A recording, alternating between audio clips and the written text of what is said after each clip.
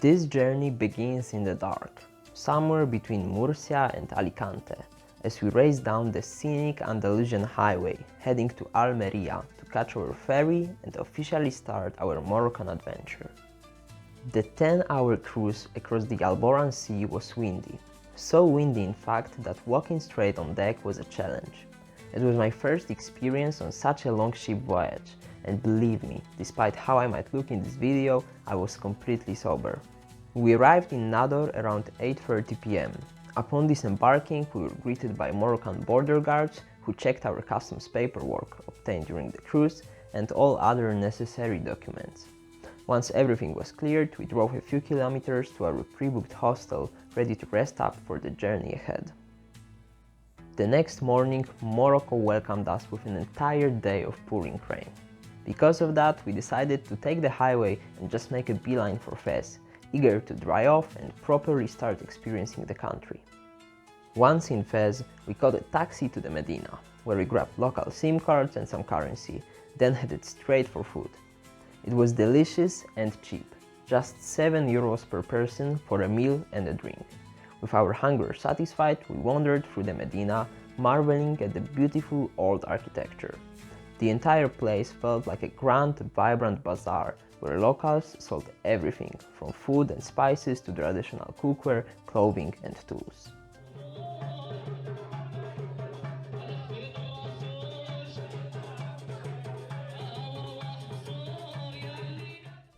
The following day started much better. The sun was shining and the Moroccan countryside was breathtaking. We passed both poor villages and chic, modern hotels. However, as we climbed higher into the mountains, the temperature dropped, the rain returned, and soon we found ourselves riding through snow. Despite our rainproof gear, the cold seeped in, especially since I had summer gloves and no heated grips. It was far from comfortable. Thankfully, as we descended, the weather warmed up and we could enjoy the curvy roads of the Atlas Mountains.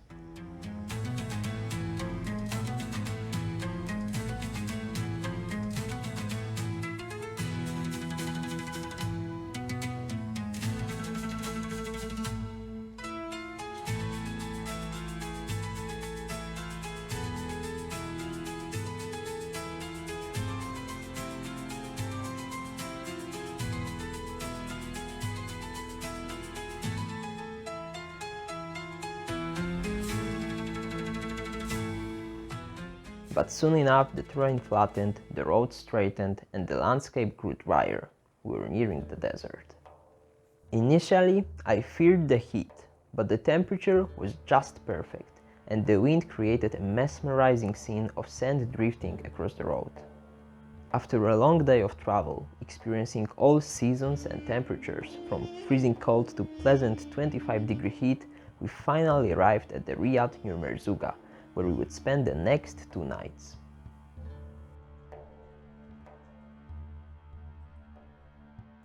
First thing in the morning, we filled up our bikes as there were no more gas stations further south. Riding through dry but beautiful desert scenery, we stopped to take pictures of a burned down camper we spotted on the roadside before continuing.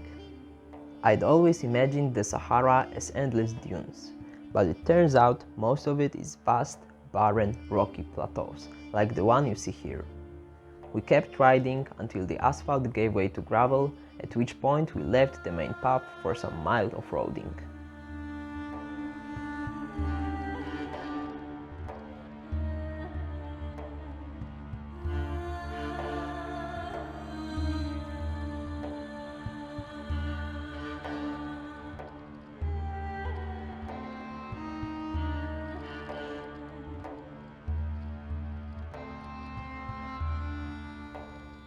On our way back, we paused for some classic desert photos, but my uncle managed to bury his bike in the sand.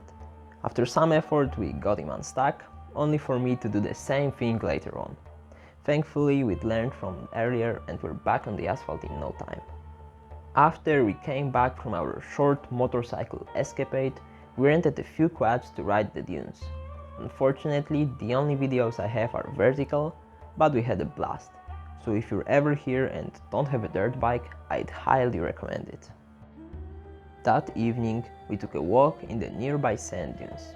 It was a lovely experience. The sand felt different, much smoother than what we'll find on most beaches. We stayed to watch the sunset and we weren't disappointed. It was absolutely breathtaking.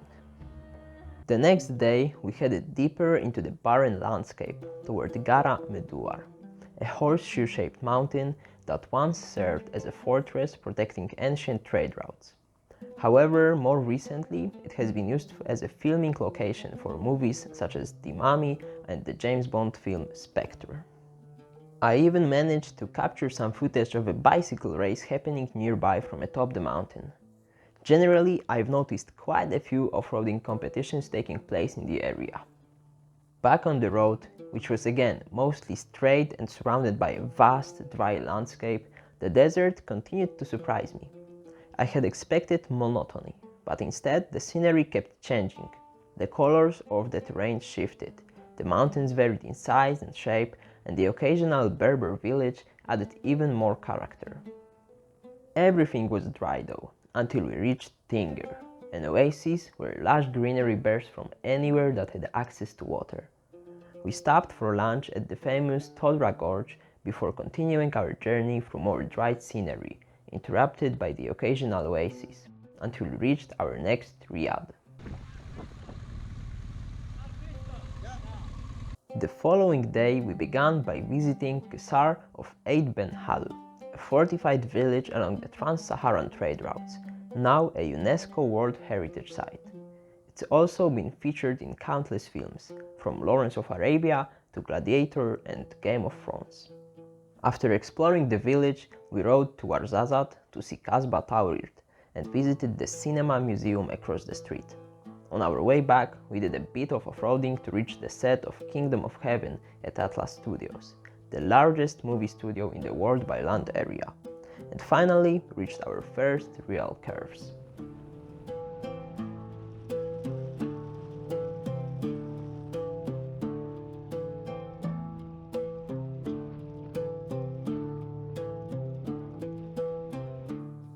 The next day, we left our riad and set out for a famous gas station featured in The Hills Have Eyes 2. We continued, and in case you are wondering what we were riding, here is a BMW 1250 GS Adventure, 750 GS, 1200 GS Adventure, Honda NC 750X, BMW 1200 GS, and another two 1200 GS Adventures, as well as the back of my Yamaha MT-09 Tracer.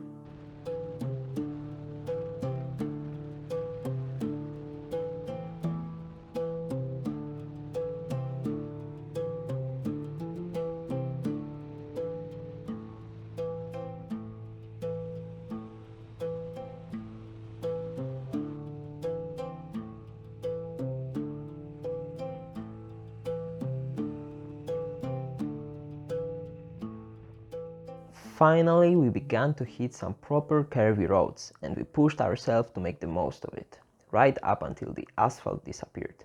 It had been washed away by seasonal rains.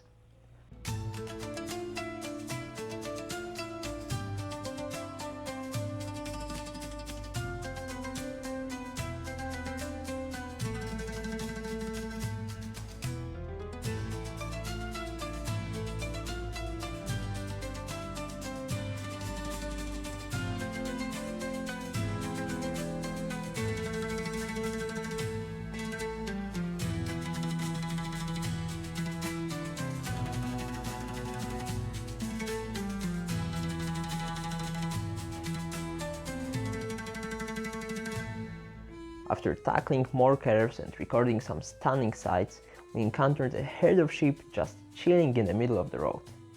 At this point, I handed the camera off to my uncle's bike so I could finally get some footage of myself riding through the curves. Unfortunately, he couldn't keep up with us for too long.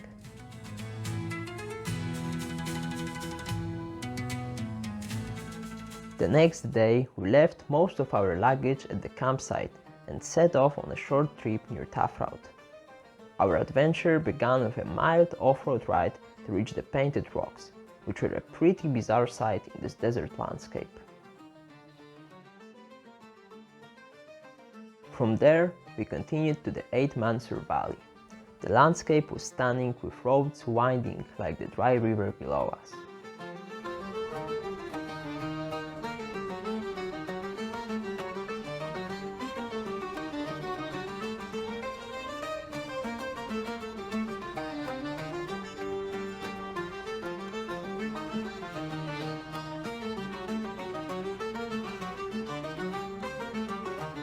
When we finally reached Eight Mansur, the oasis was an incredible sight.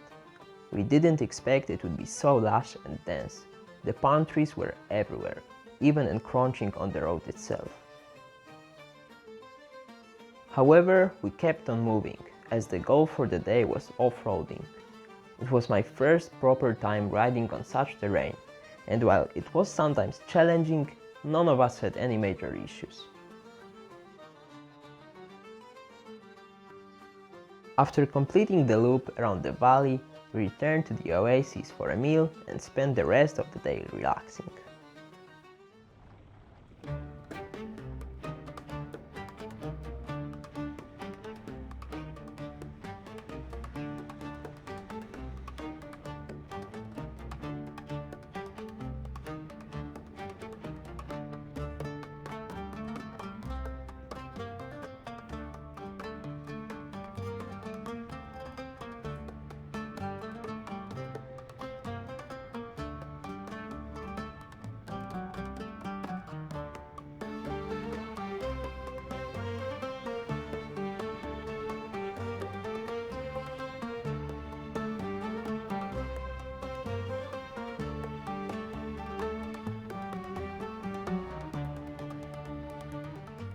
The following morning began with some great curves, but as we rode on, the landscape became greener and greener and the roads straighter and straighter, until at last we caught sight of the ocean. We made a stop at Lake Zira beach and walked along the coastline to the famous and enormous Lake Zira Arch. Afterward, we indulged in another portion of MRE and continued on through the last curves toward Tecate, where we planned to sleep that night. Unfortunately, the campsite we had in mind wasn't yet open for the season, but we found something else in the city. That evening, we decided to visit Agadir. We encountered some traffic and learned that motorcycles are supposed to overtake cars on the right, which was rather surprising to us. The city itself wasn't anything special, very touristy, with a long promenade along the main beach lined with restaurants and shops and a small hill overlooking it all. We bought some supplies and headed back. Riding between cars in the dark is always fun. The next day started off with a long stretch of highway. At this point, I split off from my group to visit Marrakesh, and although it wasn't part of our original plan, I did not regret it. The city was complete chaos, with scooters weaving between the cars wherever they could find a gap. I did my best to keep up with the locals, but with my big bike and wide side cases, I didn't want to take too many risks. I passed by the iconic Koutoubia Mosque with its giant minaret and entered the Medina with its narrow streets. I didn't stay long because I had to catch up with my group, but it was enough to recommend adding Marrakesh to your itinerary if you ever visit Morocco. After reuniting with my group, we continued together across the flatland, encountering occasional curves until we reached Uzut waterfalls, our final stop for the day. The waterfalls were stunning, though be warned as there are a lot of stairs to climb. The next 2 days consisted mostly of riding, with occasional stops to admire the beautiful landscapes, so I will let you enjoy the scenery now.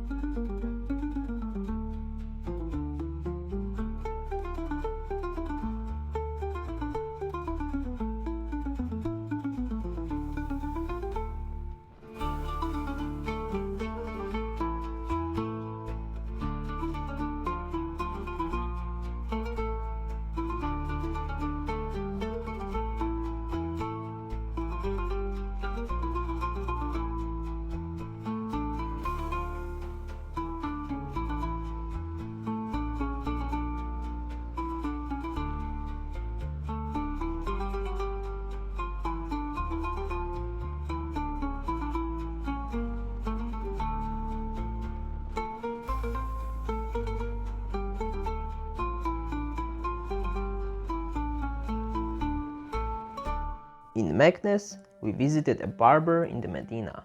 It's always an interesting experience and it cost like €5. Nearby, we visited Volubilis, which is an archaeological park of an old Roman city. It was fascinating and pretty well maintained, but the entry fee was much higher than we expected.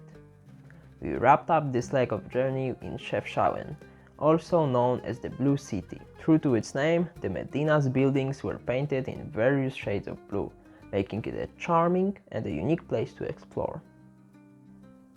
Our final day was one of my favorites. Non-stop curves all day long.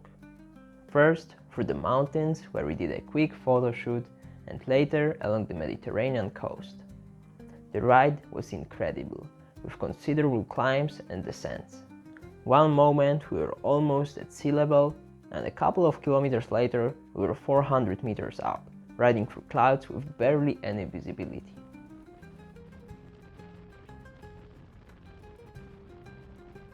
For someone like me, this was paradise. I could ride roads like that all day, every day. As a result, you can enjoy plenty of footage of bikes leaning left and right.